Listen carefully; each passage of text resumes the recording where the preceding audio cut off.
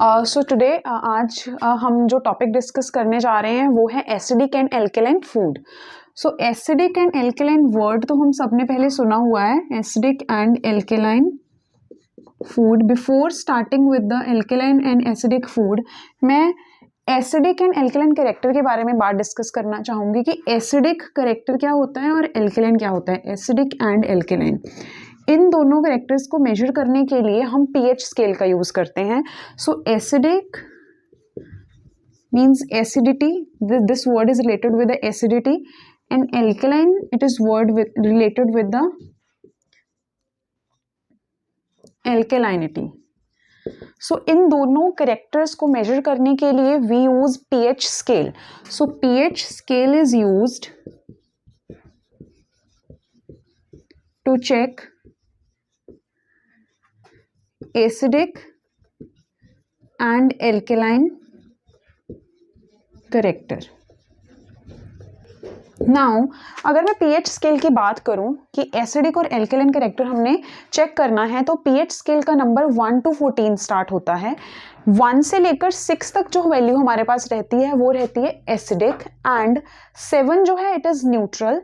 7 के बाद up to 14 वो जो वैल्यू रहती है वो रहता है एल्केलाइन कैरेक्टर। नाउ अगर मैं 1 to 14 स्केल की नंबरिंग के according if I start moving from 1 to 6, so pH यहाँ 1 है, 1 से लेकर इफ आई एम सेइंग ये वैल्यू 7 से पहले वाला, this is acidic character, and 7 के बाद up to 14 this is alkaline character, and 7 is neutral, means it is neither acidic और नॉर बेसिक, और इन अदर वर्ड्स हम ये बोल सकते हैं एसिडिक और एल्केलाइन कैरेक्टर इक्वल होते हैं, तो it is neutral here. Now 1 जो है, 1 नंबर पे pH अगर 1 है, pH 1 मीनिंग कि उसका एसिडिक कैरेक्टर सबसे ज्यादा है। जैसे जैसे इस स्केल में हम 1 to 7 की तरफ मूव करते जाते हैं उसका एसिडिक कैरेक्टर कम होता जाता है, और in other words we can say कि वो एल्केलाइन कैरेक्टर की तरफ हम बढ़ रहे हैं। सो इफ आई से कि pH 1 है, इट इज मोस्ट एसिडिक, और acidic character is maximum at pH 1। On the other hand if I am saying कि pH 14 है, so maximum alkaline character,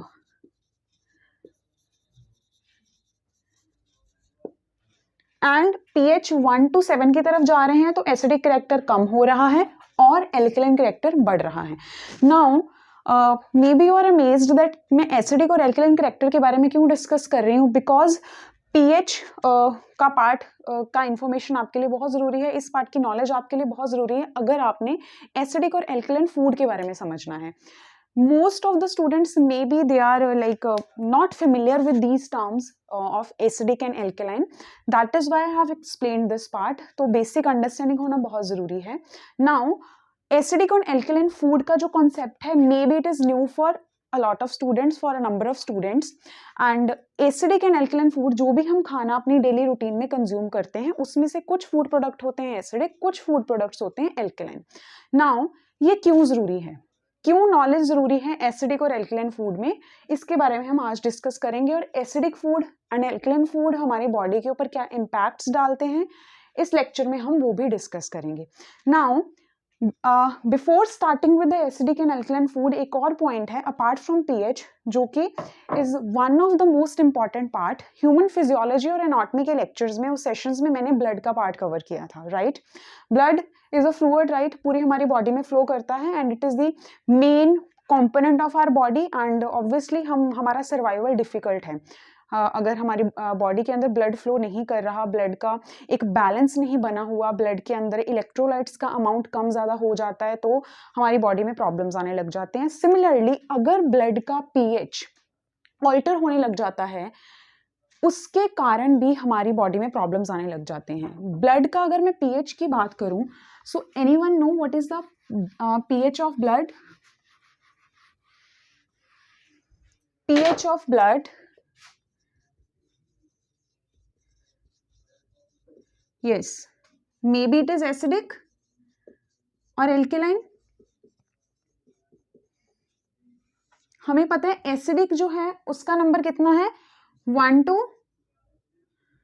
you can say 7 and 7 के बाद जो 14 है ये जो है it is alkaline character and this one is the acidic character. Now जो ब्लड का पीएच है वो एसिडिक नहीं होता है। ब्लड की पीएच वैल्यू जो है, pH value of blood is 7.35 to 7.46, तो इस रेंज में ब्लड का पीएच होता है। अगर now just imagine if I say कि मैंने आपको बोला कि एसिडिक और एल्कलाइन फूड होते हैं जो भी हम अपनी डेली रूटीन में जैसा खाना खा रहे हैं, तो फूड टू फूड वेरी करता है कि वो हम एसिडिक कंज्यूम कर रहे हैं या एल्कलाइन कंज्यूम कर रहे हैं। टाइप्स ऑफ फूड पे मैं इसके बाद आऊंगी। तो वो खाना हमारे ब्लड के ऊपर सबसे पहले इम्पैक्ट डालता है, because blood is a fluid. Digestion में हमने किया था, खाना एब्जॉर्ब होकर ब्लड के अंदर जाता है एंड ब्लड ही ट्रांसपोर्ट का एक मीडियम बनता है कि सारे न्यूट्रिएंट्स बॉडी के अलग अलग पार्ट्स तक पहुंचते हैं, राइट। सो ब्लड का पीएच होता है 7.35 to 7.46। नाउ अगर ब्लड का पीएच 7 हो जाए तो person can die.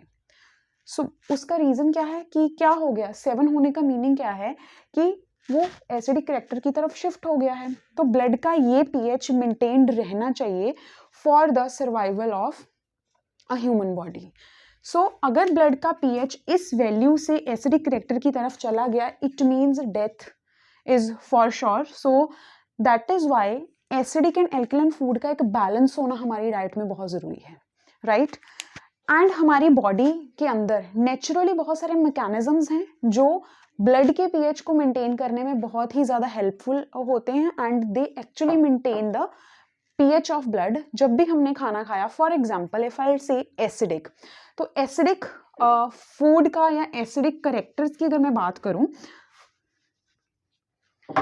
So acid की best example, one of the best example is citric acid, ascorbic acid,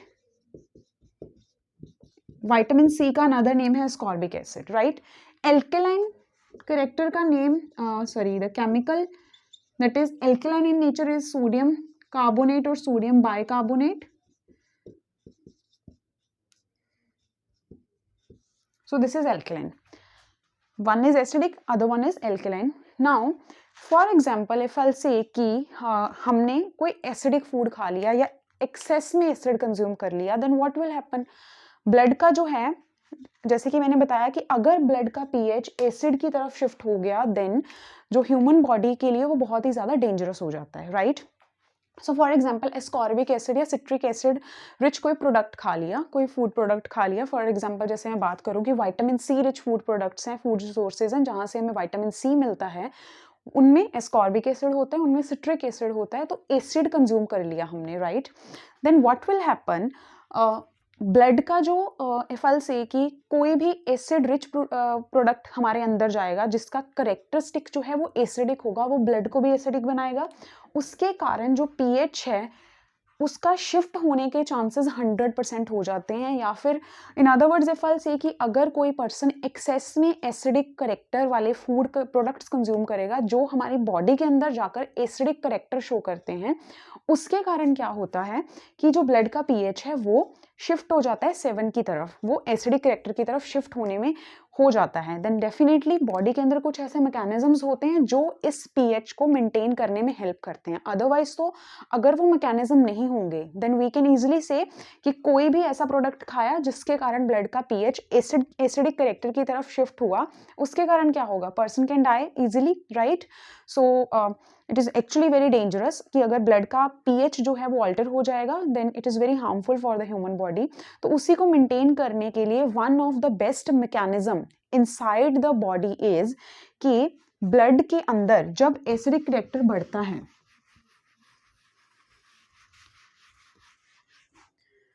now let's suppose blood acidic character increase, then the one of the best mechanism is कि decalcination of bone start हो जाता है, because calcium plays very important role to neutralize that acidic character, or in other words calcium being alkaline in nature, or it provide the alkaline character to the blood, or it will shift the pH of blood from 7 to 7.35 to 7.46, right. So blood का acidic character increase हुआ या blood के अंदर acidic character increase हुआ, उसके कारण क्या हुआ, डीकैल्सिनेशन और डीकैल्सिफिकेशन ऑफ बोन आकर, उससे क्या होगा, release of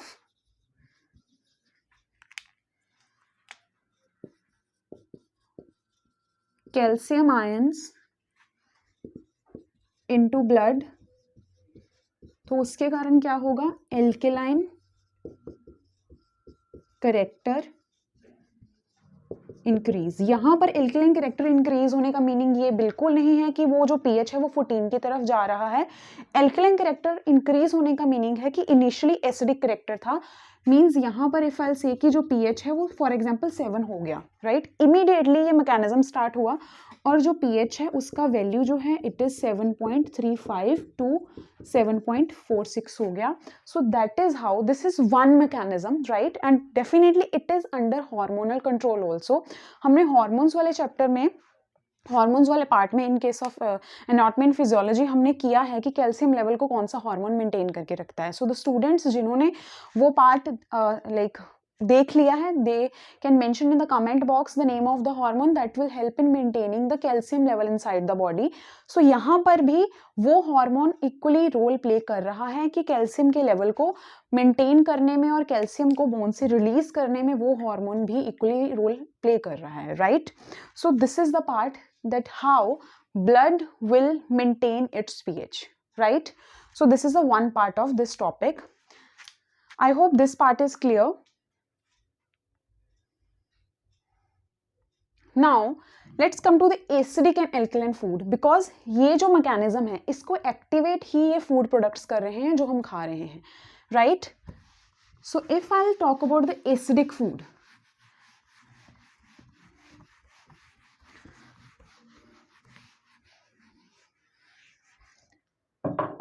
now if I'll ask which food products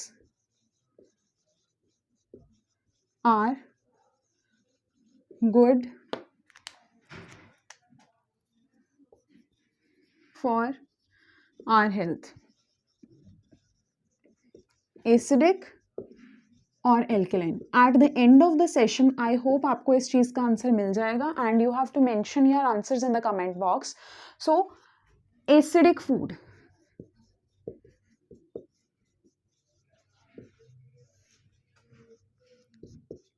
acidic food कौन से हैं, एसिडिक फूड, फ्राइड फूड, जो सॉसेज हैं, पैक्ड फूड जो है,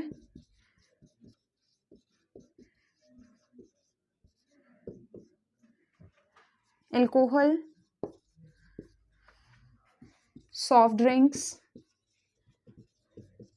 etc. Apart from this, definitely there are a number of acidic food products, and you have to mention the remaining acidic food products, at least 5 in the comment box, and you have to make the list of the acidic as well as the alkaline food.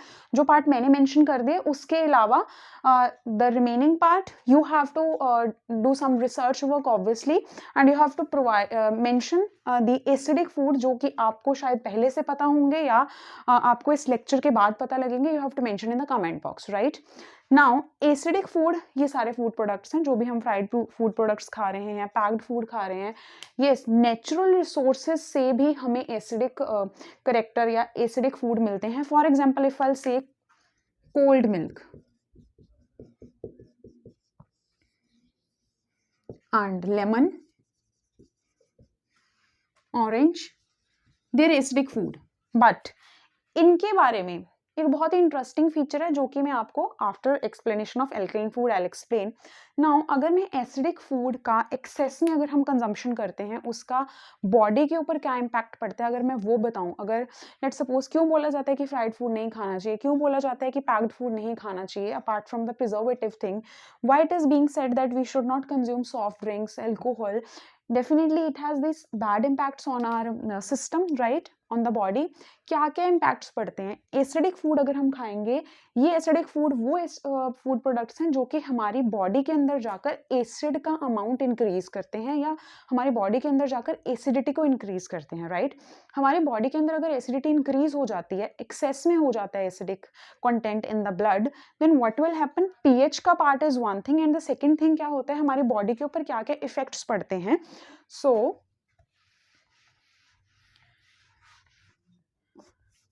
इस question का answer you have to mention in the comment box.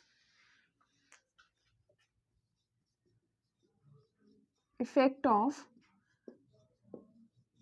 Acidic food on body. जैसे कि मैंने बोला, excess of acidic food हम consume कर लेते हैं, ब्लड का पीएच ऑल्टर हो जाता है, उसके कारण क्या होता है, डीकैल्सिफिकेशन ऑफ बोन, बोन में से कैल्शियम निकलना शुरू हो जाता है। तो आजकल हर किसी को या मोस्ट ऑफ द प्रॉब्लम्स और most of the people, not हर किसी को, स्पेसिफिकली जो लोग अनहेल्दी फूड प्रोडक्ट्स कंज्यूम कर रहे हैं या फिर जिनके खाने के अंदर चाहे वो नेचुरल रिसोर्सेज से ही एसिडिक फूड कंज्यूम कर रहे हैं बट उसका अमाउंट एक्सेस में हो रहा है, उनको बोन प्रॉब्लम्स हो रही हैं, बोन वीकनेस हो रही है। Secondly they have hair problems, means hair fall हो रहा है, ब्रिटल हेयर्स हो रहे हैं, बहुत रफ हेयर्स हो रहे हैं। उसका भी एक reason acidic character of the food है कि बॉडी के अंदर हम acidic food more than require amount से ज़्यादा डाल रहे हैं, ज़्यादा कंज्यूम कर रहे हैं। एंड हेडेक का इशू बहुत ज़्यादा है। हेडेक का इशू का एक रीज़न ये भी है, ब्लड के अंदर अगर थोड़ा सा भी ऑल्टरेशन आएगा देन डेफिनेटली पूरी बॉडी के सिस्टम में प्रॉब्लम आनी शुरू हो जाएगी, राइट। ब्लड का पीएच चेंज होगा due to the consumption of excess of acidic food, calcification शुरू हो जाएगा, हेयर प्रॉब्लम शुरू हो जाएंगी एंड उसके साथ साथ हेडेक का इशू शुरू हो जाएगा because to some extent it is related with the blood pressure also. Body में ब्लड के प्रेशर में अगर ऑल्टरेशन आएगी तो हेडेक इज कॉमन प्रॉब्लम जो कि ब्लड प्रेशर में ऑल्टरेशन के कारण ही होता है। Apart from this, dental problems, दांत खराब होने लग जाते हैं, दांतों के रिलेटेड कोई प्रॉब्लम्स आनी शुरू हो जाती हैं, that is because of the consumption of acidic food in excess और the consumption of acidic food in more than the required amount. जितना हमारे बॉडी में चाहिए उससे अगर हम ज़्यादा अमाउंट ऐड ऑन कर रहे हैं बॉडी में, उसके कारण ये प्रॉब्लम्स आती हैं। And nail problems, digestion problems,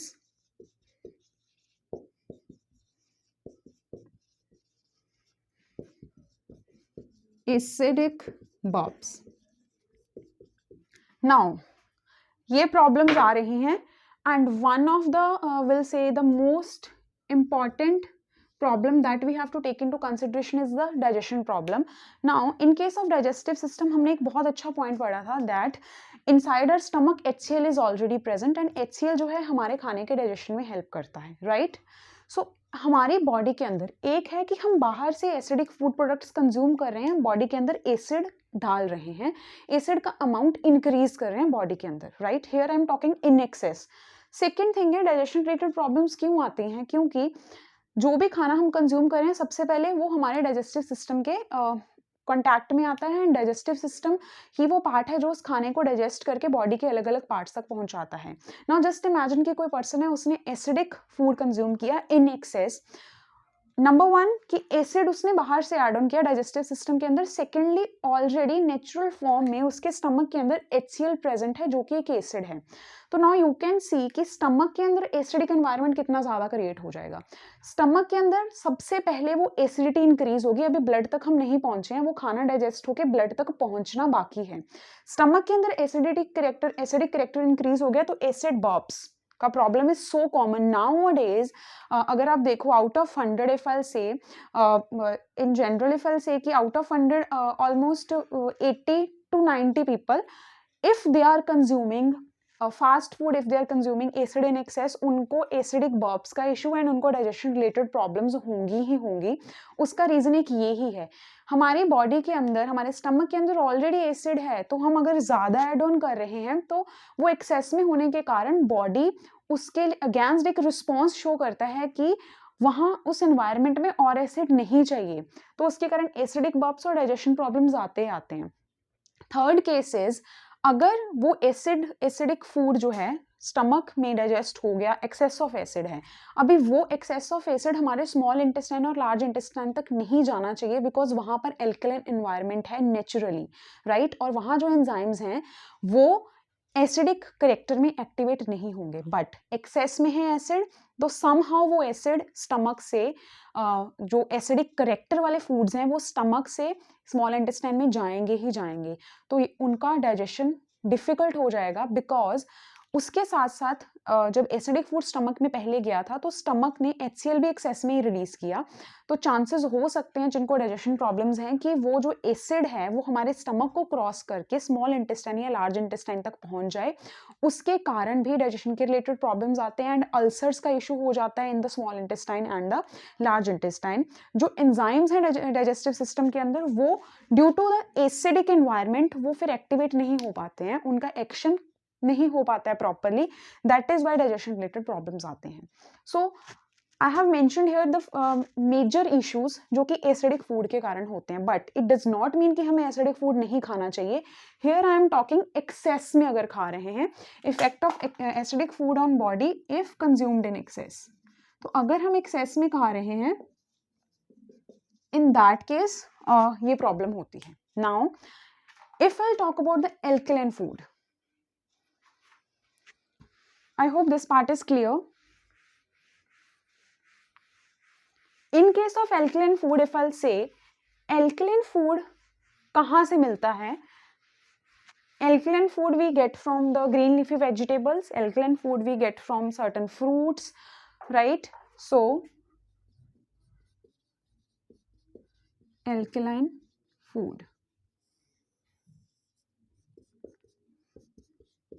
The best sources green vegetables,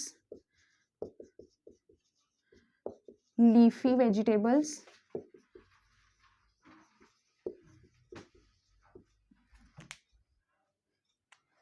sprouts, certain fruits, not the citrus one, जो सार फ्रूट्स हैं, खट्टे फ्रूट्स हैं, उनकी बात मैं नहीं कर रही हूँ, एल्कलाइन फूड है जो कि इन यहाँ से हमें मिलता है। Apart from this you have to mention 2 or 3 more examples of the alkaline food, right? Now in this case if I'll say hot milk, milk के बारे में separately I'll discuss the case hot milk. In case of acidic character I have mentioned about the cold milk, right? So here it is the hot milk. Now alkaline food के हमारी body के ऊपर क्या impacts हैं and why if I'll say कि acidic food के points मैंने mention कर दिए, एल्कलाइन फूड हमारे लिए अच्छा है या नहीं अच्छा है, कितना खाना चाहिए, कितना हमारी डाइट में होना चाहिए, वो हमें उस कैसे पता लगेगा, बॉडी के ऊपर हम इफेक्ट्स देखेंगे कि अगर हम एल्कलाइन फूड कंज्यूम कर रहे हैं तो उसके बॉडी के ऊपर क्या इफेक्ट्स हो रहे हैं। सबसे बेस्ट इफेक्ट जो हो रहा है, alkaline food will stimulate the release of, this positive sign indicate it will stimulate the release of happy hormones inside our body. Apart from this, alkaline food will stimulate calmness of mind, it will relax our mind, and food products that have alkaline character, they act as best antioxidants inside our body. तो अगर मैं vegetables की बात करूँ, fruits की बात करूँ, sprouts की बात करूँ, जो फूड प्रोडक्ट्स हैं जो कि इफ आई से कि that they are alkaline in character, right? So they are alkaline in character. In that case what they will do is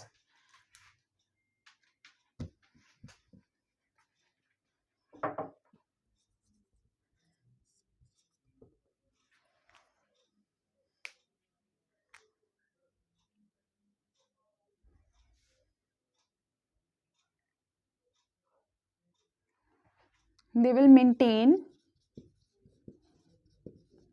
blood pH, blood के पीएच को मेंटेन करके रखते हैं, हमारे हैप्पी हार्मोन्स को release करते हैं, कामनेस ऑफ माइंड, हमारे माइंड को रिलैक्स करते हैं, and act as best antioxidants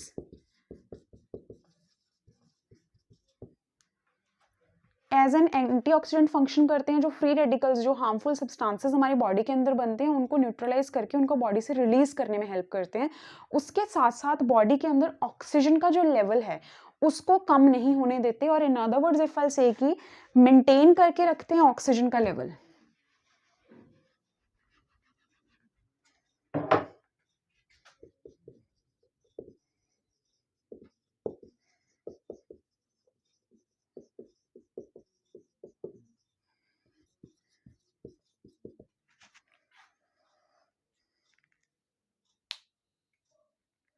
now point आता है कि हमें जो एल्कलाइन फूड प्रोडक्ट्स हैं जिनका करेक्टर एल्कलाइन है उसको कैसे कंज्यूम करना चाहिए। Best option is that we can consume in raw form, हम जूसेस की फॉर्म में कंज्यूम कर सकते हैं, हम उसको बॉयल करके कंज्यूम कर सकते हैं। ओवर कुकिंग या डिफरेंट डिफरेंट कुकिंग के मेथड्स को यूज़ करके अगर हम एल्कलाइन फूड या वाले प्रोडक्ट्स उनको कंज्यूम करेंगे तो उनके अंदर का जो करेक्टर है, एल्कलाइन करेक्टर है, वो डिक्रीज होता जाता है, एंड उसके साथ साथ उसके अंदर जो एंटीऑक्सीडेंट प्रॉपर्टीज़ हैं वो भी कम होती जाती हैं, बिकॉज हीट के कारण उसके अंदर जो न्यूट्रिएंट है उनका भी लॉस होता है। So the best way to consume the alkaline food is either in the raw form, in the form of juices, और in the boil form.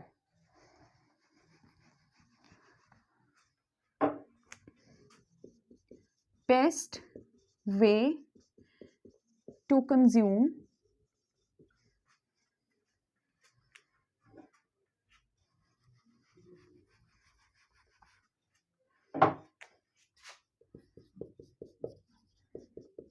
alkaline food is in raw form, in form of juices, or in boiled form.